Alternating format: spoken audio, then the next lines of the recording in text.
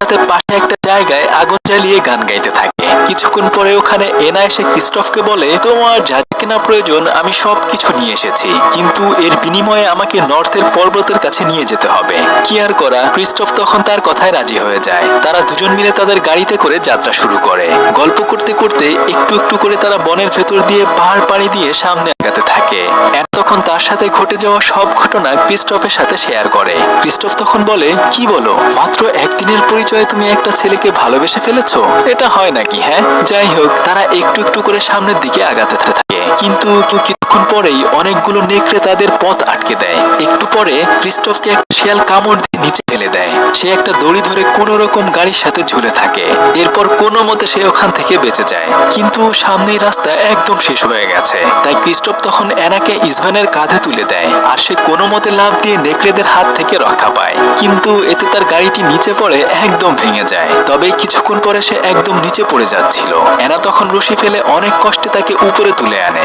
এত সব বিপদের কারণে ক্রিস্টোফ এনাকে বলে, না, আমি আর তোমাকে কোনো ধরনের সাহায্য করতে চাই না। এটা শুনে এনা তখন সামনের দিকে আগাতে থাকে। আর তখন ক্রিস্টোফ নিজে নিজে বলে, যদি ওকে সাহায্য না করি তাহলে আমি আমার গাড়ির টাকা পাবো না। তাই সে তখন আবার তাকে সাহায্য করার জন্য রাজি হয়ে যায়। এরপর তারা দুজন মিলে সামনের দিকে আগাতে থাকে। এনা তখন তাদের রাজ্যের দিকে তাকিয়ে বলে, ইস, আমাদের পুরো রাজ্য বরফে ঢেকে গেছে, তবে আমার বোন আবার এসব কিছু ঠিক করে দেবে। কিন্তু এ কথা শুনে ক্রিস্টোফ হাসতে থাকে। যাই হোক, তারা দুজন হাঁটতে হাঁটতে ওখান থেকে নর্থ পর্বতের কাছে চলে আসে। আর কিছুক্ষণ পরে তাদের সাথে একটা স্নোম্যানের দেখা হয়ে যায়। স্নোম্যান তাদের সবার সাথে পরিচিত হয়। সে নিজের নাম বলে ওলাফ। এটা শুনেই এনা বুঝে যায় তার বোনই এই স্নোম্যানটাকে বানিয়েছে। নিশ্চয়ই ওলাফ জানে এলসা কোথায় রয়েছে, তাই সে ওলাফকে তার বোনের কাছে নিয়ে যেতে বলে। অন্যদিকে এরান্ডল রাজ্যে অনেক তুষারপাত হচ্ছে, তাই রাজকুমার হান্স ওখানকার সমস্ত মানুষদেরকে কম্বল দিয়ে সাহায্য করছে। কিন্তু কিছুক্ষণ পরে যে ঘোড়াটি নিয়ে রাজকুমারী এনা বেরিয়ে গিয়েছিল সেটা ওখানে ফেরত আসে।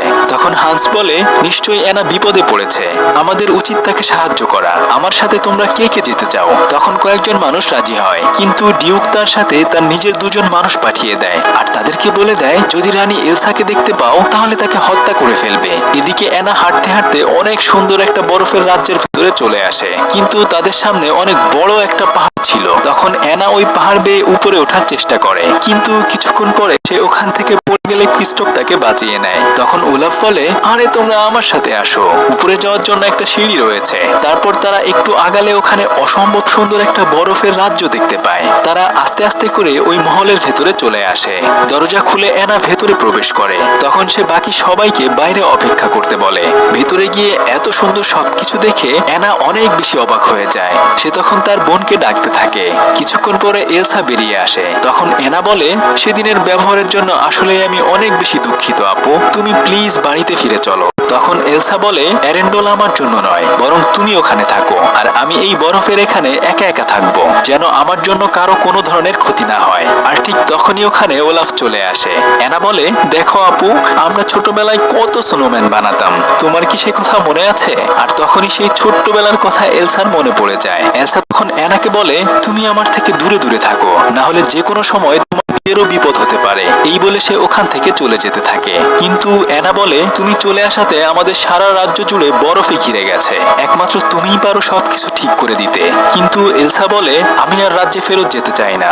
এনা বারবার তাকে অনুরোধ করতে থাকে, যার ফলে এলসা একটু রেগে যায়। আর তখনই তার হাতের ইশারায় বরফ বের হয়ে এনার বুকে এসে লাগে। সে ব্যথায় চিৎকার করে উঠলে ক্রিস্টোফ ওখানে চলে আসে।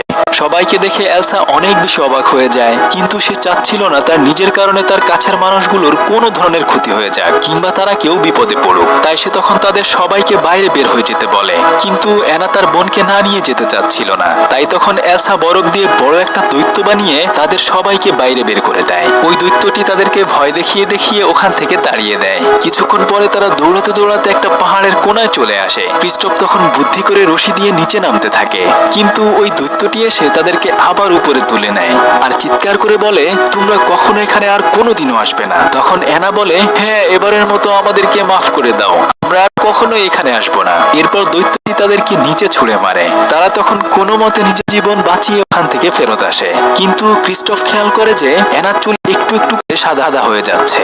যেহেতু তার বোন এলসা তার উপর আঘাত করেছিল, সেজন্য এমনটা হয়েছে। এরপর তারা ওখান থেকে হাঁটতে হাঁটতে অনেক পথ পাড়ি দিয়ে একটা নতুন জায়গায় চলে আসে। ক্রিস্টোফ তখন এনাকে বলে, চলো আমার বন্ধুদের সাথে তোমাকে পরিচয় করিয়ে দেই। তারপর সে তাকে কয়েকটা পাথরের সাথে পরিচয় করিয়ে দেয়। কিন্তু ওলাফ বলে, নিশ্চয়ই ক্রিস্টোফ পাগল হয়ে গেছে। যখন ওখান থেকে এনা চলে যাচ্ছিল, আর ঠিক তখনই ওখানে সমস্ত পাথরগুলো আবার জীবিত হয়ে যায়। এনা তখন এই ট্রলগুলোকে দেখেই চিনে ফেলে। তারাও এনাকে পেয়ে অনেক বেশি খুশি হয়ে যায়। তারা তখন সবাই ওখানে নেচে গিয়ে মজা করছিল। কিন্তু কিছুক্ষণ পরেই এনা অসুস্থ হয়ে যায়। তখন ওখানে একজন ট্রল এসে বলে, তোমার বোন যে বরফ তোমার দিকে ছুঁড়ে মেরেছিল, ওটা তোমার হার্টে লেগেছে।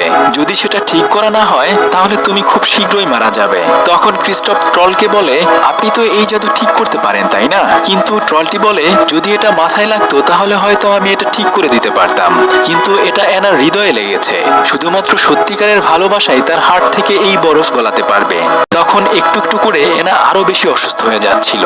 ক্রিস্টোফ বলে, এনাকে বাঁচাতে হলে খুব দ্রুত আমাদেরকে রাজ্যে ফিরে যেতে হবে, কেননা ওখানে এনার সত্যিকারের ভালোবাসা হাঁস রয়েছে। তাই সে তখন এনাকে নিয়ে এরেন্ডল রাজ্যের উদ্দেশ্যে রওনা হয়। অন্যদিকে হাঁস তার সমস্ত মানুষজন নিয়ে সেই বরফের পর্বতের কাছে চলে আসে। ওখানে থাকা দৈত্যটি তাদেরকে বাধা দেয়, কিন্তু তারা তারপরেও এলসার মহলের ভিতরে ঢুকে পড়ে। ডিউকের পাঠানো দুজন মানুষ বারবার এলসাকে মেরে ফেলার জন্য আক্রমণ করতে থাকে, কিন্তু সে অনেক কষ্টে নিজেকে বাঁচিয়ে নেয়। কিছুক্ষণ পরে রাজকুমার হাঁসও মহলের ভেতরে প্রবেশ করে, আর তখন ডিউকের একজন লোক এলসাকে গুলি করতে গেলে হাঁস তাকে বাঁচিয়ে নেয়। কিন্তু বরফের আঘাতে এলসা তখন জ্ঞান হারিয়ে ফেলে।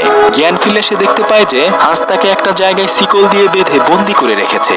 সে তখন এলসাকে বলে, তুমি এই রাজ্যের সবকিছু আবার ঠিক করে দাও, তাহলেই তোমাকে আমরা ছেড়ে দেব। কিন্তু এলসা বলে, দেখো, এটা আমি আমার ইচ্ছা মতো করতে পারি না।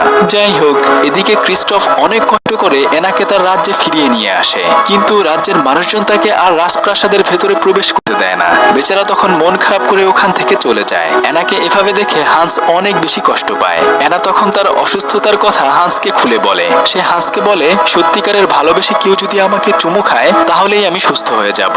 সে মনে করে হয়তো হাঁস তাকে চুমু খেলে সে ভালো হয়ে যাবে। তখন হাঁস বলে, আরে বোকা মেয়ে, তুমি কিভাবে মনে করলে আমি তোমাকে সত্যি সত্যি ভালোবাসি? হ্যাঁ, আমি তো তোমাদের এই রাজ্যের রাজা হতে চেয়েছি, কিন্তু তুমি এত বেশি বোকা ছিলে, তুমি আমার প্রেমে একদম মজে গিয়েছিলে। তবে আমি তোমার বোনকে আটকে রেখেছি। যখন এখানকার আবহাওয়া ঠিক হয়ে যাবে, তখনই আমি ওকে মেরে এখানকার রাজা হয়ে যাব। এই কথা শুনে এনা অনেক বেশি কষ্ট পায়। হাঁস তখন তাকে একটা রুমের ভেতর আটকে বাইরে চলে যায়। এনা এত শীতের কারণে আস্তে আস্তে করে ওখানে অনেক বেশি অসুস্থ হয়ে যেতে থাকে। তখন হাঁস গিয়ে রাজদরবারে সবাইকে বলে, রাজকুমারী এনা মারা গিয়েছে, তার আপন বোন এলসা তাকে মেরে ফেলেছে। তখন তারা সবাই মনে করে নিশ্চয়ই এলসা একজন ডাইনি। তারা সবাই রাজকুমার হাঁসকে তাদের রাজ্যের দায়িত্ব দেয়। হাঁস তখন বলে, সবার আগে আমাদের উচিত এলসাকে মেরে ফেলা। ওদিকে এলসা কোনো মতে ওখান থেকে পালিয়ে যায়, যার ফলে তখনই সারা রাজ্য জুড়ে সমস্ত কিছু বরফে পরিণত হতে শুরু করে। এটা দেখে রাজ্যের সবাই অনেক বেশি ভয় পেয়ে যায়। ক্রিস্টোফ মন খারাপ করে চলে যাচ্ছিল, কিন্তু স্পেন তাকে আবার ওই রাজ্যের দিকে নিয়ে যায়। সে তখন এনাকে বাঁচানোর জন্য দৌড়াতে থাকে। তবে কিছুক্ষণের মধ্যেই সমস্ত রাজ্য একদম বরফে ঢেকে যায়। আর ওদিকে এনা তো একটা ঘরের ভেতরে বন্দী ছিল, তাই তখন আর বের হতে পারছিল না। তবে কপাল ভালো, ওলাফ নামের সেই স্নোম্যানটি গিয়ে তাকে ওখান থেকে কোনো মতে বাঁচিয়ে আনে। আর এদিকে হান্স এলসাকে খুঁজে পায়। এলসা তখন হান্সকে বলে, তুমি আমার বোনের খেয়াল রেখো। তখন হান্স বলে, আপনার কারণেই আপনার বোন এখন মরতে বসেছে, কেননা আপনি ওকে যে আঘাত করেছেন তার ফলে ও একটু একটু করে মারা যাবে। এই কথা শুনে এলসা কান্না করতে থাকে। আর এই সুযোগে হান্স একটা তরবারি বের করে এলসাকে মেরে ফেলতে চায়। আর ঠিক তখনই এনা দৌড়ে এসে তার বোনকে ওখান থেকে বাঁচিয়ে নেয়, আর নিজে একটা বরফের মূর্তিতে পরিণত হয়। এটা দেখে এলসা তার বোনের মূর্তি ধরে অনেক কান্না করতে থাকে। আর কিছুক্ষণ পরে আস্তে আস্তে এনা মূর্তি থেকে আবার স্বাভাবিক মানুষ হয়ে যায়। তখন এলসা এনাকে বলে, তুমি কেন আমার জন্য তোমার জীবন উৎসর্গ করেছিলে? এনা তখন বলে, আপু, আমি তোমাকে অনেক ভালোবাসি। তখন এলসা বুঝতে পারে একমাত্র সত্যিকারের ভালোবাসাই সব বরফ গলিয়ে দিতে পারে। তারপর সে তার ভালোবাসার ম্যাজিক দিয়ে এরেন্ডল রাজ্যে সবকিছু ঠিক করে দেয়। তাদের রাজ্যে আবারও শান্তি চলে আসে। আর প্রতারক হাঁসকে তারা একটা জেলে পুরে দেয়। এনা তখন ক্রিস্টোফকে নতুন একটা গাড়ি উপহার দেয়। ক্রিস্টোফ এটা দেখে অনেক বেশি খুশি হয়ে যায়, আর তারা দুজন দুজনকে ভালোবেসে ফেলে। এখন এরেন্ডল রাজ্যে সবাই এলসাকে তাদের